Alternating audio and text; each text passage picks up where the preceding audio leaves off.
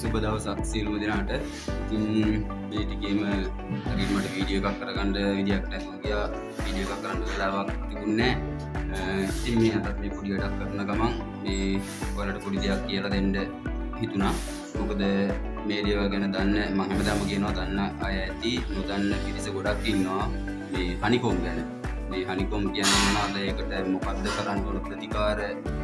ඉතින් ඒ ගැන නොදන්න කට්ටියට තමයි මේ වීඩියෝ එක කරන්නේ. මම ටිකක් මේ වහන ගමන් ඉතින් මෙහෙමයි මේ හනිකොම් කියද්දී දැන් ගොඩක් අය කලබල වෙනවා මෙන්න මේ වගේ සාමාන්‍ය පැච් තිබුණත්. ඉතින් ඔවත් හනිකොම් තමයි. හනිකොම් කියන්නේ මෙහෙම තිබුණාට වැඩිය කලබල වෙන්න අවශ්‍ය නැහැ. ඉතින් මම මේ හැම දෙයක්ම කියලා දෙන්නේ මගේ අත්දැකීම් අනුව. මේ දැන් කම්බි මතුවෙන්න වගේ තිබුණා නම් දැන් ඔයාලට පේන තුමේ මේ එහෙම පහලා තියෙනවා. මේ කම්බි සිරප් පේන්න කුහර තිබුණා නම් ඒවා තමා ගොඩක්ම භයානක. ඉතින් මේ වගේ පොඩියට පැච් තිබුණාට එහෙම මේ බය වෙන්න දෙයක් නැහැ. මේ වගේ සාමාන්‍යයෙන් හිටිනවා. කියන්නේ දැන් අපි කොන්ක්‍රීට් එකක් මේ කොලම් දානකොට මේකට ගල් සිමෙන්ති ගල් වැලි දාන ප්‍රමිතියක් තියෙනවා. ඒ ප්‍රමිතියට හරියටම ගල් වැලි දැම්මොත් මේ වගේ පොඩ්ඩක් පරි මේ වගේ හිටිනවා අනිවාර්යෙන්ම. මොකද මේ එහෙම නැතුව මේ වගේ වෙන්නේ නැතුව හරියටම මේ විදියට පොලිස් ඩෙෆිනිෂන් එකටම තියෙන්න නම් ගන්න අමාරුයි. මොකද එහෙම වුණොත් එහෙම ගන්න නම් මේ ගල් අඩු කරන්න ඕන. අපි එතකොට කොන්ක්‍රීට් කලුවම වෙනස් වෙනවා. ඉතින් අර කණුවල සමහර අය කියනවා කණුව ලැමිනේටින් කරා වගේ ෆිනිෂින් එකටම දාන්න ඕන එහෙමයි කියලා. එහෙමම කියලා නෑ. කණුවේ ෆිනිෂින් එක නෙමෙයි. පොඩ්ඩක් මේ වගේ කුහර තිබුණාට ලොකුවට ප්‍රශ්නයක් නෑ. ලොකු කුහර නැතුව අනිවාර්යයෙන් මේ ප්‍රමිතියට ගල් වැලි සිමෙන්ති දාපුවාම පොඩ්ඩක් හරි මේ වගේ සාමාන්‍යයෙන් හිටිනවා. හිටින් නැතුවම යන්නේ නෑ. කලාතුරකින් තමයි මේ හරියටම පොලිස් එකට හිටින්නේ. දැන් යකඩ ප්ලේට් දැම්මත් යකඩ ප්ලේට් දාලා කොලොම් දානකොට මේ අපි ඕනට වැඩිය පෝකර් කරන්න බෑ. ඕනට වැඩිය පෝකරේ දාන්න හොඳ නෑ. මොකද එහෙම පෝකරේ දාපුවම අර සිමෙන්ති වතුර ටික යනවා කොහොමත්. ලෑලි පෙට්ටි ගහුවත් ඒක යකඩ ප්ලේට් දැම්මත් මේ ඒ ජොයින්ට් එකෙන් මේ සිමෙන්ති කොලොක් යන ඕනට වැඩිය පෝකර් කෙරුවොත්. ඒකින්ද ගොඩක් පෝකර් කරන්න හොඳ නෑ. හිමීට පොඩ්ඩක් පෝකරේ අල්ලන්න ඕන. දැන් ටයිපින් දානකොටත් එහෙම ඕනට වැඩිය පෝකරේ අල්ලුවොත් වෙන්නේ අර සිමෙන්ති සාරය කොහොම මේ යනවා. ඒකින්ද වැඩිය එහෙම පෝකර් කරන්න හොඳ නැහැ. මේ මතක තියාගන්න. දැන් ඔය සමහර කට්ටිය අර ෆෝන් එකෙන් ෆෝන් වලින් බලලා ගොඩක් මේ වගේ පොඩි කුහර තිබුණත් කියනවා මේ ගොඩක් හනිකොම් තියෙනවා, මේක ප්‍රශ්නයක් වෙයිද, ගොඩක් අවුල්ද කියලා මේ ගෙදරට. ඉතින් මේ වගේ සාමාන්‍ය පොඩියට තිබුණොත් අවුලක් නැහැ. ලොකුවට කම්පි පේන්න වගේ ලොකු කුහර වගේ සාමාන්‍ය මේකට වඩා ලොකුවට තිබුණොත් දැන් ෆෝන් එකට බලද්දි වලට සාමාන්‍ය පේනද මේ ලොකුවට වගේ. එහෙම නැහැ. පොඩි කුහර තියෙන්නේ. කුඩියට අර ගල් මෙයා වෙලා. මොකද මේවා ගල් මේක මම නෙමෙයි දැම්මේ. මේ කොලොම් මේවා මම කරපු වැඩක් නෙමෙයි. මේක මම අපරාධ මේ කරන්නේ. ඒකට කවුරු දැම්මත් මම කියන්නේ මේකට හොඳයි මේ අදාළ තියෙනවා. මොකද හොඳ ප්‍රමිතියට වැටලා තියෙනවා. මට බලද්දි ඒක මට තේරුණා. මගේ අත්දැකීම් මම කියන්නේ මේ දේවල් හොඳට වැටලා තියෙනවා. ඒකයි මේ වගේ සාමාන්‍යයෙන් පොඩි කුහර හරි තියෙන්නේ. ගල් හොඳට වැටලා තියෙන හින්දා. ඉතින් මේකට මේ තියෙනවා ඒ වගේ අනිත් තියෙද්දි ගාන්න මේක ටයිම් මේ කන්ස්ට්‍රක්ෂන් ග්‍රවුට් එකක් මම එකක් පෙන්නන්නම් ඔයාලට.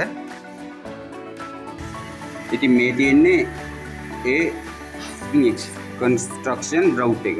මේ කන්ස්ට්‍රක්ෂන් ග්‍රවුට් කියලා මේ ෆිනික්ස් එකයි මේ වගේ මේ කම්පැනි වෙනස් ಜಾති ගොඩක් එනවා. ඉතින් සමහර අය එක එක දේවල් මේ භාවිතා කරනවා ඇති. ඉතින් මම දැනට මේ මෙහෙට ගෙනාවේ මේක තමයි මේ ಜಾතිය. මේකයි මේ බොන්ඩ් එකයි. ඔයාලට පේනවා ඇති.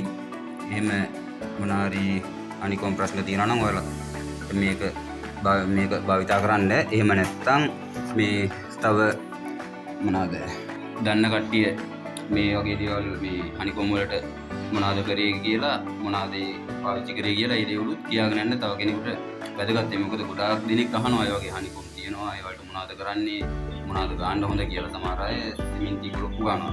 අවුලක් නැහැ. අර ලොකුට අනිකොම් තියෙනවා නම් මේ වගේ මේකක් මේ කන්ස්ට්‍රක්ෂන් ග්‍රවුට් එක පාවිච්චි කරන්න. ලොකුවට මේ හනිකොම් තියනවා නම් මේක හොඳයි. මේක මේ බදාම කලවම් කරනවා වගේ කලවම් කරලා හොඳ ටිකක් හොඳ ඝනකමට කලවම් කරන්න ඕන. හොඳ ඝනකමට කලවම් කරලා මේකත් දාන්න ඕන. මේකිනුත් ටිකක් දාලා කලවම් කරලා දැන් මේ වගේ හනිකුම් තියෙන කුහර තියෙන තැන් වලට මේ තැන් වල නිකන් ගාලත් වැඩක් නැහැ. මේවා මේ වතුරෙන් පිහලා දාන්න ඕන. මොකද දූවිලි තියෙනවානේ. ඒ දූවිලි ඔක්කොම යන්න මේ වතුරෙන් පින්සලකින් හරි ලණු කොස්සකින් හරි වතුරෙන් හොඳට පොදලා පිහලා වතුර පොඩ්ඩක් හිඳුනහම මෙයා කරලා පංච එකකින් හරි පිහලා ටික ඊට පස්සේ ගන්න. ටිකක් ඝනකමට හදලා හොඳට ගාලා හරියනම් හොඳයි ඒක. මොකද අනිත් එක තමයි මේක දැන් මේ අපි කලවම් කරනවානේ. මේකෙන් විතර පින්සලෙන් අරගෙන ඒ හනිකුම් තියෙන හැටියට දැන් ලොකුවට හනිකුම් තියෙනවා නම් අනිවාර්යයෙන්ම මේකෙන් මේ හොදලා ඉවරලා ගන්න මේකෙන් මේ මික්සර් එක හදාගත්තට පස්සේ ඒ බදාම වගේ හදාගන්න තියෙන්නේ. හදාගත්තට පස්සේ මේකෙන් ගා ගන්න පින්සලෙන්. මේකෙන් අරන් පින්සලෙන් ගාලා ඊට පස්සේ මේ අර බදාම වගේ හදාගත්ත මික්සරනේ ගන්න තියෙන්නේ. ඉතින් මේකෙන් මේ එහෙම ගෑවේ නැතත් කමන්නේ මේ දෙක කලවම් කරන්න ඕන. කලවම් කරලා ගන්න. එහෙම කරාම හොඳයි. මොකද ගොඩක් දෙනෙක් අහනවා මේ දේවල්. ඒකයි මම වැඩි කරන ගමන් මේ පොඩි වීඩියෝ එකක් දැම්මේ. ඒ වගේම තමයි මේ දැන් ඔය බිත්ති වල ක්‍රැක් ගිහිලා තියෙනවා නම් කොන්ක්‍රීට් එකේ ස්ලැබ් එකේ කොලම්ස් වල බීම් වල එහෙම ඒ වගේ ක්‍රැක් ගිහිලා තියෙනවා නම් ඒ ක්‍රැක් එක මම ඒ වගේ ක්‍රැක් ගිහිලා නැහැ මේකේ. ඉතින් ඒ ක්‍රැක් ගිහිලා තියෙනවා නම් ඒ ක්‍රැක් එක සාමාන්‍යයෙන් මේ පිටක් තියෙනවා නම් ඒක අර ත්‍රිකෝණයක් විදියට කුඹලක් විදියට පොඩ්ඩක් කපලා අන්තිම කඩලා හරි ගයින්ටි පොඩ්ඩක් කඩලා හරි ගොඩක් කඩන්න එපා. පොඩ්ඩක් කඩලා ඒකත් හොදලා මේකෙන් ගෑවත් කමන්නේ මේ එහෙම නැත්තම් වෙනම එනවා මේ කොටි වගේ ගන්න තියෙන එක ක්‍රැක් සීල් කියලා. ඒක කොටි වගේ හදින්න තියෙන සුදු පාට මිශ්‍රණයක්. ඒක මික්ස් කරන්න එහෙම නැහැ. ඒකෙන් හරි ක්‍රැක් වලට මේ කඩලා මේ දාලා බහලා දැම්මනම් හරි. අර විදිහටම තෙමලා මේ දූවිලි නැති වෙන්න පිහ දාලා වතුරෙන් ටිකක් හොදලා ඒ ක්‍රැක් සීල් එක ගාවත් හරි. එහෙම නැත්තම් මේක ගන්නවා නම් වඩාත් හොඳයි මේ කන්ට්‍රැක්ට් ඇන්ඩ් ග්‍රවුට් කියන එක. ඉතින් මේ වගේ තව මේවල තව එනවා එක කම්පැනි වලින්. ඉතින් මම මේකම මේ කියන්නේ මේකම ගන්න කියලා. ඉතින් මේ වගේ දේවල් වල දැන් ඒවා යූස් කරපු කට්ටිය දන්නවනේ මේ මොකද්ද හොඳ කියලා. ඒ වගේ අයත් කියාගෙන යන්න මේ මොකද්ද කරන්න හොඳ කියලා ගන්න හොඳ කියලා. තව කෙනෙකුට වැදගත් වෙයි. එහෙම නැත්නම් ඒ වගේ ගොඩාක් ක්‍රැක් තියෙනවා නම් මේ අනිත් එක හනිකුම් තියෙනවා නම් ඉංජිනේර කෙනෙක්ගෙන් හරි ටිකක් උපදෙස් අරගෙන ඒ වැඩේ කරගන්න. යාර ගොඩ දෙනෙක් අහන ඉඳලා මම මේ වීඩියෝ එක දැනට දැම්මේ. ඉතින් මොනවා ප්‍රශ්නයක් තිබුණොත් ඉතින් මෙසේජ් එකක් දාන්න, කෝල් එකක් කරන්න. සියලු දෙනාට ජය වේවා.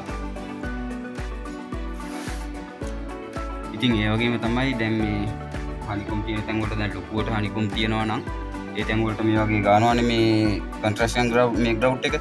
ඒ ගෑවට පස්සේ අනිවාර්යෙන් මේ දේවල් කියන්නේ නිවෙස් හිමියන් තමයි ටිකක් වඩාත් මේ ගැන සැලකිලිමත් වෙන්න ඕනේ. පොඩ්ඩක් තෙමන්න. ඒ වගේ දැන් ලොකුවට හනිකුම් තිබිලා බහලා මේ ඒ වගේ මේ කන්ට්‍රැක්ෂන් ග්‍රවුට් ගෑවොතින් අනිවාර්යෙන්ම දවස් දෙක තුනක් පුළුවන් නම් තෙමන්න. ඒ වගේ තෙමන තරමට හොඳයි. ඒකේ ශක්තියට හොඳයි. ඉතින් දැනගන්නයි මේ දේවල් කියන්නේ විශේෂයෙන්ම නිවෙස් හිමියන්ට.